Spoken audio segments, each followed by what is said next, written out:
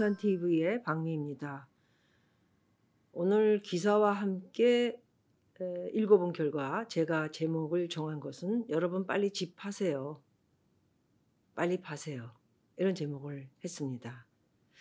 저도 지금 걱정이 많은 게 12월에 종부세가 얼마 나올까 걱정이네요. 강남에는 집이 없습니다. 용산에 집이 하나 있는데 이미 뭐 큰 집이고 호화주택으로 걸려 있어서 언제든지 집을 팔면 양도세도 50% 내야 되고요. 그리고 뭐 노무현 대통령 때도 종부세라는 게 있었죠. 예, 그때도 1,000만 원을 넘게 1년에 한 번씩 내는 재산세 빼고요. 예, 보유세 7월 9월에 내는 거 빼고 12월에 한 번 내는 거 1,000만 원씩 냈던 기억이 있습니다. 제가 방송국에 가서 녹화를 할 때 아나운서 손범수 씨가 강남에 사는데 세금이 2천만 원이 넘는 종부세가 나왔다고. 보유세 말고요. 7월에 9월에 내는 소위 재산세라고 하는데 보유세 말고 집을 보유하고 있는 재산세 말고 12월에만 내는 종부세를 2천만 원 넘게 내야 돼서 당장 돈이 없어서 은행에서 대출받아서 내야 된다. 이렇게 걱정을 하는 얼굴이 오래전 얘기였는데 그죠? 노무현 대통령이 있었을 시기니까 얼마나 오래전입니까? 그때 일이 생각이 나는데 다시 문재인 정권이 오면서 또 이런 일들이 시작이 되네요. 이명박 대통령 때 그래도 종부세를 좀 많이 내렸죠. 그래서 한 뭐 제가 안 낸 거는 아닌데 그래도 많이 내려서 200만 원이 조금 안 되는 걸로 이렇게 이제 내면서 부동산도 안정세로 접어들고 그러면서 부동산에 폭등이 없었던 그런 기간이었습니다. 박근혜 때는 그냥 이명박 정권 때 왔던 것을 쭉 이어오면서 안정되게 이렇게 갔지만 조금 평당 900만 원 이상 꼴이 오른 것으로 제가 여러분들에게 통계를 말씀드린 적이 있고요.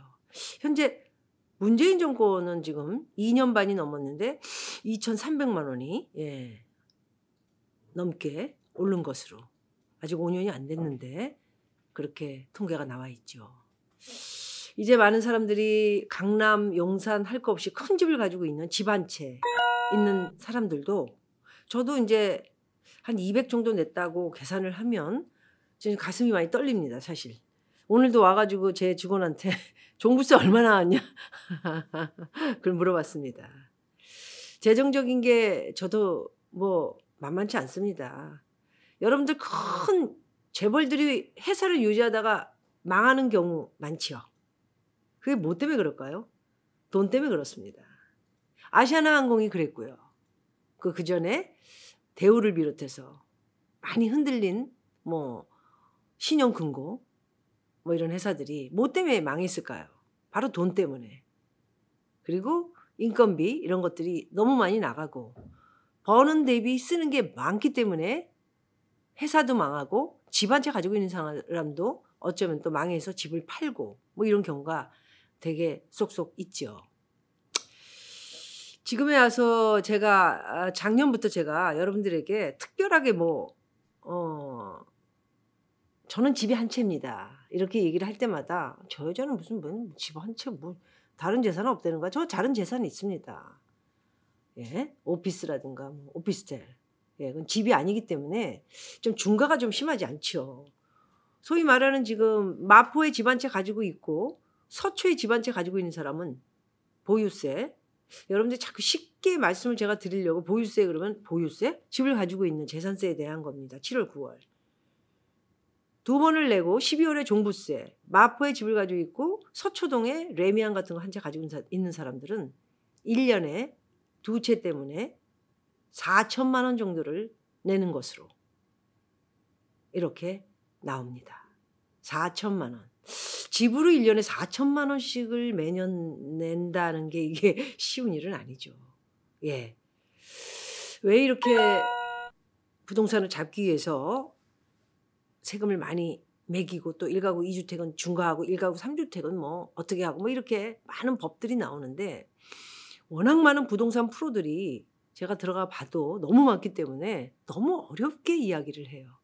예. 저는 그래도 여러분들이 제가 실전 실행으로 이게 부동산을 많이 쌓아 봤고 그 벌기도 했고 세금도 많이 내 봤기 때문에 쉽게 여러분들에게 풀어서 말씀을 드립니다 사실. 이렇게 제가 쉽게 얘기를 드려야 쪼끔 이해가 가는데 뭐가 어떻고 부동산 하는 사람들을 보면 양쪽에다 뭐 앉혀 놓고는 뭐 뒤에다가 뭘 해 놓고 10억 짜리가 얼만데 옆으로 이렇게 해 놓고는 10억은 종부세가 얼마고 뭐 하고 뭐 이렇게 복잡하게 두 가구일 때는 또 뭐가 있어서 중과가 붙어 이렇게 얘기하면은 보통 분들이 지루합니다. 어렵기도 하고. 이게 뭔 얘기지? 힘들다. 오직 생각하는 거는 돈 많이 내는 거 이거밖에 계산이 안 서거든요. 그래서 내가 오늘 여러분들에게 말씀드리고자 했던 것은 좀 쉽게 이것을 풀어서 이야기를 어떻게 해 드릴 수 있을까. 저번 주까지만 해도 "드디어 부동산 잡힌다." 이런 얘기를 해서 또 많은 분들이 들어와서 보셨습니다. 그건 제 얘기가 아닙니다. 끝마무리에 문재인 대통령께서 예 팬들과 함께 소통을 한다고 얘기하셨던 얘기 중에 "내 때, 내 정권 때 분명히 부동산 잡을 거다." 이렇게 얘기를 하신 것을 제가 썼죠. 그리고 또 그날 지소미아가 파괴되는 것으로 예 거의 100% 저는 된다 이렇게 또 생각을 했는데 이게 또 연장으로 또 갔네요. 그래서 현재는 연장을 했지만 서로가 일본도 무릎을 꿇었다. 한국에서 와서. 하기야 외교부 장관이 가지 않았습니까? 예. 강경화 장관이 가서 흰머리를 휘날리면서 예.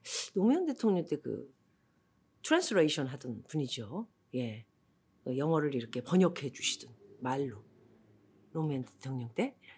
그렇게 쭉 오더니 장관까지 또 이렇게 하시면서 외교를 하신다고 하는 모습 네. 좀 잘 좀 해 주셨으면 좋겠습니다. 누가 옳은 말을 하고 있는지는 잘 모르겠지만은 지소미아는 네. 미국을 생각해서 양쪽이 굉장히 눈치를 보는 편이죠. 미국이나 한국이나. 미국 때문에 그러죠. 양쪽이 뭐 아쉬울 게 뭐 있습니까 사실. 그렇지만 우리나라가 얘기하는 게 매스컴 플레이를 하고 있는 게 맞는지 일본은 또 일본 나름대로 얘기하고 있는 게 매스컴 플레이가 맞는지 전부 이게 정치가 쇼다 보니까 예. 쇼를 누가 잘하느냐에 따라서 서로 인기를 얻고 다음 정권을 잡을 수가 있기 때문에 그런 것들이 많다. 이런 생각을 갖습니다. 기사 하나 난 것을 오늘 그냥 대충 봤을 적에는 2022년이네요. 역대급 종부세를 예고하고 있다. 집값 잡을 수 있을까? 역대급 종부세 예고. 2022년. 대통령이 2021, 2022 그때쯤에 끝나는데 뭐 미리부터 너무 이게 선수를 치는 거 아닌가 그런 생각을 갖습니다. 굉장히 서민들에게는 많은 점수를 받을 수밖에 없는 저희 나라에 세금을 내고 있는 사람들이 많지 않아요. 예. 사회생활을 할 수 있는 친구들과 어른들 예. 그리고 직장을 가진 사람들 전부 해서 어린 노약자와 어린이들 빼고는 우리 인구의 한 2천만이 좀 안 된다 했을 때 반 정도나 세금을 낼까? 반은 세금을 뭐 거의 안 내죠. 예. 그렇게 보시면 됩니다. 그 외에 인제 부동산에서 나오는 예 보유세, 종부세 그다음에 인제 부가세 우리가 이제 사업체를 가지고 있는 저 같은 경우는 부가세 또 올해 종부세 참 세금을 너무 많이 거르니까 정신이 없네요. 그냥 벌면 버는 대로 그냥 뭐 더 이상 여기까지 말씀드리고 왜냐하면은 제가 방송국 가면 세금 때문에 예 예를 들어서 어떤 분이 얘기를 하더군요. 1억 5천을 받아서 광고 수익률을 올리면 3천만 원이 남는대요. 그게 왜 그런가 했더니 이제 반이 세금이고 예 그리고 에이전시가 있습니다. 이걸 잡아주는 뭐 광고 같은 거 이렇게 해 줬다고. 네. 에이전시 애들한테 한 20% 3천만 원 나가죠.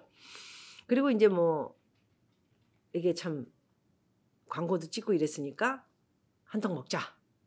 예 그래서 한턱 딱 쐈다. 그래서 이렇게 쏘면 또 인제 돈이 들고.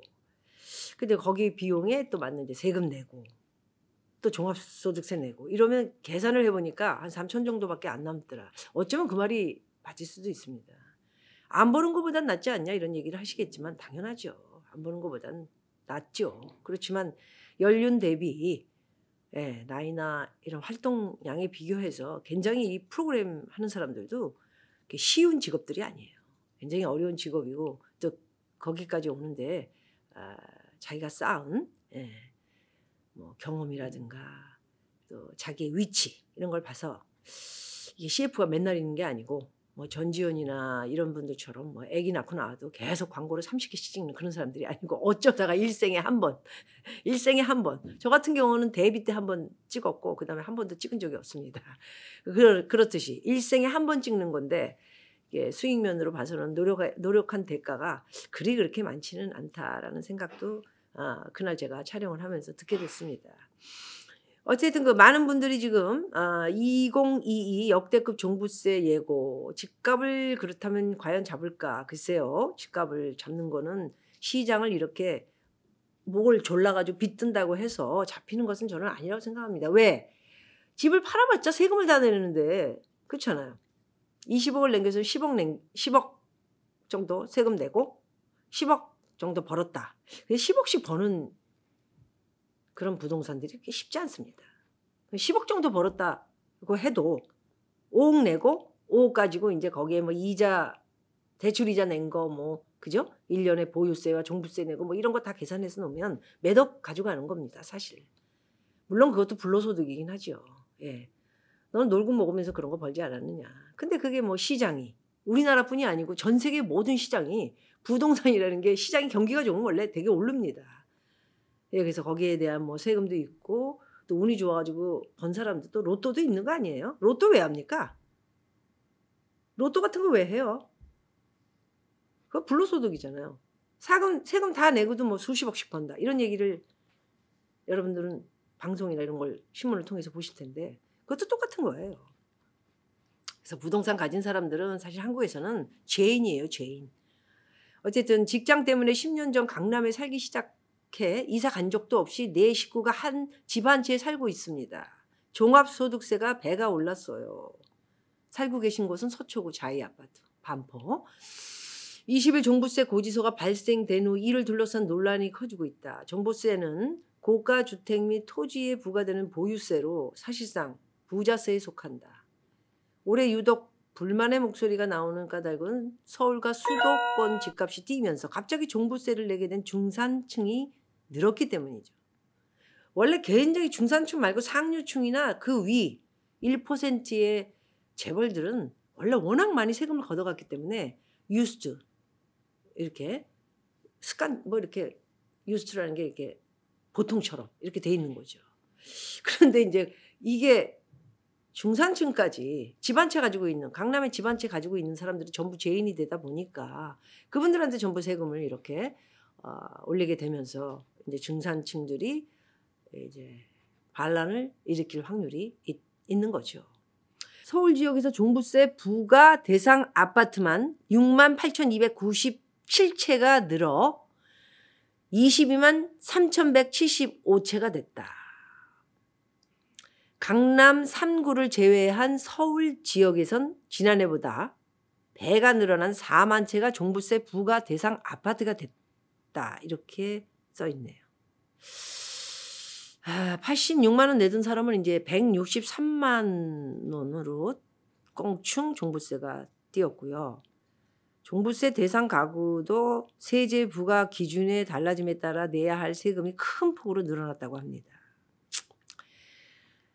거의 제가 볼 적엔 종합부동산세 대상이 이제 서초, 송파 예, 이쪽이 지금 많은 것 같고요. 용산 너무 핵심이죠. 예, 많이 올랐고 많이 올라면서 공시지가가 뭐 16억 원으로 예, 서울 서초, 반포, 자이 같은 경우에는 1주택자라고 해도 종부세가 더블로 이렇게 저도 이제 마찬가지 뭐 용산에 유엔빌리지 집이 있지만은 더블로 올라서 이제 나오겠죠. 말씀드리지 않았습니까? 옛날에 노무현 대통령 때 1,000만 원 냈던 기억이 나는데 전 미국에 왔다 갔다 할 때라 버는 수익이 거의 없었어요. 역시 그거 내느라 혼났습니다. 7월 9월 또 보유세 내고. 이게 정말 정상적으로 가는 건지 아니면 자기가 이끌려고 하는 그죠? 투표 투표 받으려고 그런 사람들한테 주는 돈이 받고 있는 서민 대상의 이 가구한테 주는 돈이 뭐 얼마가 되든 70에서 뭐 150, 200까지도 된다고 하는데 1200만 명한테 돈을 지금 뿌리고 있는 것으로 이렇게 읽고 있습니다. 자, 밑으로 제가 이제 쭉 내려가서 조금 이제 기사가 길어서 여러분들도 뭐 지루하실 수 있을 것 같아서 종부세로 그럼 과연 집값을 잡을 수 있을까? 종부세 확대가 우리에 대는 부동산 상승장에 효과를 미칠지에 대해서도 의견이 분분하다. 박은갑이라고 KB 국민은행 계신 분은 종부세 인상에 따른 심리적 부담감이 있을 수는 있으나 상승이 본격화되는 내년이 돼야 세제로 인한 시장의 부담이 어느 선인지 가늠할 수 있을 것이라고 말했습니다. 내년에는 더 오르기 때문에 내년에는 더 힘들어지는 상황이 되므로 부동산 값이 그때쯤 그 전후를 얘기하겠죠. 전쯤 그러니까 뭐 한 내년 6월, 7월, 8월, 9월에 집이 막 팔겠다 나오는 물건들이 많아질지 분석해 주자면 그거를 좀 지켜봐야 된다. 이런 내용을 말씀해 주셨습니다. 종부세 인상에 따른 매물 출애는 힘들 것으로 내다봤습니다. 종부세 때문에 뭐 물건을 많이 내놓고 팔겠다 이런 사람은 없을 것이다. 이렇게 내다보셨네요. 우선 전체 주택시장의 84%가량은 1주택자로 저도 1주택입니다. 84%가 집 한 채입니다. 세제 때문에 이사 가기 어려울 뿐더러 또 이거 팔고 세금 많이 내고 미국처럼 미국 같은 경우에는 수익에 대한 너무 많이 남긴 집이 뭐 양도세가 조금 있다고 했을 때 투자집만 그렇습니다. 사실. 그리고 이제 투자가 아니고 자기가 실거주를 했던 거주집이었어도 2년이 넘었는데 25만 불 이상의 수익을 남겼으면 부인이 25만 불, 남편이 25만 불, 둘이 살았으니까 50만 불 수익이죠. 한 6억 되네요. 그거 외에 더 수익을 올린 거는 이제 좀 퍼센트를 재서 무작정 내는 게 아니고요. 양도세를 하는 게 조금 냅니다. 이 정도로 기회를 주고요. 또 어떤 때는 집을 팔았던 100만 불의 집을 팔았는데 그 100만 불보다 더 큰 집을 사고 싶다. 그래서 100만 불보다 5만 불 아니면 10만 불을 더 투자해서 110만 불의 집을 샀을 경우에는 양도세가 유예됩니다. 유예라는 걸 안 내고 넘어가도 됩니다. 이렇게 이제 법이 좀 순조롭다 이런 말씀을 드립니다. 제가 또 이런 얘기를 뭐 많이 하면은 되게 욕을 합니다. 미국이 세금이 더 많다. 미국은 또 한번 말씀드리지만은 이 보유세가 뉴욕은 2%에서 3%, LA는 1.25, 그리고 하와이 같은 경우는 0.6. 좀 어렵나요? 분석해 보십시오. 100만 불 기준으로 했을 때. 그리고 집값도 안 비싸요, 원래. 비싼 데는 뭐 엄청 비싸다 해도 한국 집이 더 비쌉니다. 35평이 뭐 그죠? 35평당 1억이니까 얼마나 비쌉니까? 이런 내용을 말씀을 드리면 또 뭐 세금이 싸다 그랬다. 미국이 세금이 더 비싸다. 뭐 저는 전체적인 걸 계산한 겁니다. 보유세, 종부세. 그리고 나서 집을 팔았을 때 내는 양도세, 증여세, 자식한테 줬을 때 이런 것들 토탈 쳤을 적에는 대한민국, 한국이 부동산에 대한 세금은 더 많다. 이렇게 말씀을 드린 겁니다. 집 하나만 보유하고 있는 걸 얘기한 게 아니고 집 하나 보유하고 있는 거에 대한 전체적인 세금에 대한 토럴, 집을 샀을 때 등 취득세까지 굉장히 많습니다. 복잡하네요. 자, 그래서 이제 전체적인 이제 내용으로는 다 주택자라 하더라도 현재처럼 양도세가 부담되는 상황에서는 대려 증여세를 내고 증여하는 이가 늘어날 수 있다. 증여세가 더 적을 수도 있겠네요. 왜냐하면 집을 팔면은 세금을 다 내니까 그냥 증여만 하고 내 집 앞으로 예를 들어서 자 쉽게 풀어드릴게요. 제가 집이 3채 있는데 이게 3채 가지고 있으니까 중가가 돼서 세금이 엄청 많잖아요. 아까 말씀드렸죠. 마포, 반포. 이게 2군데 가지고 있으니까 1년에 내는 게 4천만 원 조금 안 되게 내더라. 이런 말씀 드렸잖아요. 2가구에. 세가구는 어떨까요? 더 많죠. 그러면 이걸 팔고 세금을 내느니, 그죠? 자식한테 차라리 증여를 해서 증여세를 내고 내 앞에서 자식 이름으로 이렇게 바꿔주는 게 더 낫다. 이런 생각을 갖는 사람이 많아질 거다. 이런 생각을 하고 계시네요. 실제 상승장에선 보유세 인상이 시장 안정에 미치는 영향은 제한적이라고 주장도 나온다. 그렇습니다.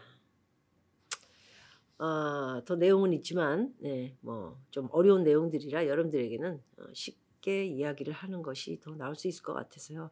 저는 작년부터 이런 불안을 되게 안고 있었어요. 그래서 핵심적인 말을 드리자면 작년부터 부동산은 계속 오를지 모르지만 그 부동산 오르는 거 대비 팔았을 때 어마어마한 세금을 냅니다. 그 나라에 돈 다 준다 생각을 하시면 될 수 있고 거기서 인제 이자 빼고 뭐 대출 이자 안고 집 사지 않습니까? 이자 빼고 뭐 보유세 또 뭐 이렇게 지금 인제 종부세 이런 거 내는데 전체적인 세금을 다 냈을 때를 계산하면 '얼마나 수익이 많이 남을까.' 그런 생각을 제가 그냥 작년부터 굉장히 오랫동안 가지고 있어 왔습니다. 그래서 항상 얘기했던 것처럼 나이가 들면 들을수록 이 프로 보시는 분들은 좀 나이가 있는데 그때그때마다 한 달에 수익이 나는 월세 받아 먹을 수 있는 수익이 나는 어떤 그런 것들이 훨씬 수익이 있는데 집으로 월세로 수익을 내기가 참 어려워요 우리나라는. 전 세계에서 전세 제도라는 것이 우리나라 딱 하나가 있거든요. 이 제도 때문에 월세로 수익을 내기가 제가 좀 뭐 한남동에서 해 보려고는 노력을 했고 해 보니까 그래도 한남동처럼 그렇게 좋은 곳도 없어요 월세 수익 내는 데가. 근데 굉장히 경쟁자가 많습니다. 경쟁자가 많다는 거는 세를 내놔도 공실이 많아진다는 얘기죠. 그 수익 면에 대해서는 공실이 뭐 한 2달 가면은 2달이 얼마입니까? 그 계산 다 하면은 '썩 좋은 비즈니스가 아니다.'라는 생각을 제가 인제 하게 됐죠. 그래서 저는 인제 나이도 있고 뭐 또 한 번 말씀드리지만 계속 얘기하는 것 중에 하나가 뭐 유튜브 한다고 수익이 전혀 없습니다. 제로입니다. 아니 마이너스예요. 기계 사고 뭐 하고 직원이 다 가져가고 뭐 직원들 또 한 명 또 새롭게 오면 또 그 직원도 또 밥 먹고 살아야 되고 좋아서 하는 겁니다. 또 한 번 말씀드리지만 좋아서 하는 거고 뭐 어떤 프로들은 보니까 막 징징 뭐 되게 되대요. 예. 굉장히 유명한 프로입니다. 오늘 아침에도 어렵다고 도와달라고 계속 그러는데 참 정말 '그렇게 할 바에 뭐하러 유튜브 하나.' 하는 생각도 가질 때가 제가 가끔 있습니다. 아주 좋은 유튜브 회사인데도 직원들 월급을 운운하면서 되게 막 힘들다. 그러면서 자기 월급은 얼마 또 두 번째 사장도 월급이 얼마 세 번째 뭐 이렇게 세 명이서 하는 프로인데 네 월급들이 많이 나갑니다. 막 이렇게 얘기하면서 월급이라도 빼내요. 저는 제가 가져가는 거 없고 마이너스. 회사를 운행하는데 마이너스. 예. 마이너스 처음에 시작할 때 수천만 원부터 시작했고 지금은 인제 수백만 원씩 마이너스인 회사입니다. 돈을 벌어 본 적이 없습니다. 네 그렇습니다. 예. 또 한번 저에 대해서 말씀을 회사로 마이너스 제 돈을 씁니다. 그다음에 집에 대해서는 저는 인제 빨리 정리를 제가 정권이 원래 바뀌면 좀 발이 빠르셔야 돼요. 예. 다음에도 어쩌면 총선이 이렇게 적당치 않을 것 같아요. 그 얘기는 뒤집어질 확률이 별로 없다. 무슨 얘기인지 아시겠죠? 그럼 점점 집을 가지고 계신 분들은 점점 세금이 높아지고 내는 게 많아지면 불만도 쌓이고 스트레스 쌓이고 나중에는 세금을 내기 위해서 대출까지 받아야 됩니다. 손범수 씨 얘기가 생각이 나네요. 그 정도로 집이라는 게 뭐 한 채 84%가 집 한 채래네요. 나머지가 다 두 채, 세 채, 네 채 뭐 이런 사람들은 좀 혼이 좀 나야 될 것 같고요. 한 채인 분들 글쎄요. 이거 팔고 또 딴 데 간들 그 값이니까 참 움직이기도 어렵고 그렇지만 저는 어찌 됐든 두 채, 세 채 그분들한테는 빨리 정리하세요. 집값은 좀 안정되게 잡힐 수 있도록. 네. 빨리 정리하세요. 오늘 주제를 그렇게 잡아 봤습니다. 여러분 예. 참 춥습니다. 뭐 굉장히 스트레스도 많이 받고 저도 예 그렇습니다. 어쨌든 하는 날까지는 뭐 언제 또 제가 해외로 들어가면 또 안 나오게 될 수도 있겠지만은 요즘은 굉장히 그런 마음도 많이 드네요. 예. 그래서 어쨌든 하는 날까지는 열심히 하려고 하고요. 오늘 부동산에 대해서 종부세 2022년 역대급 종부세가 예고된다.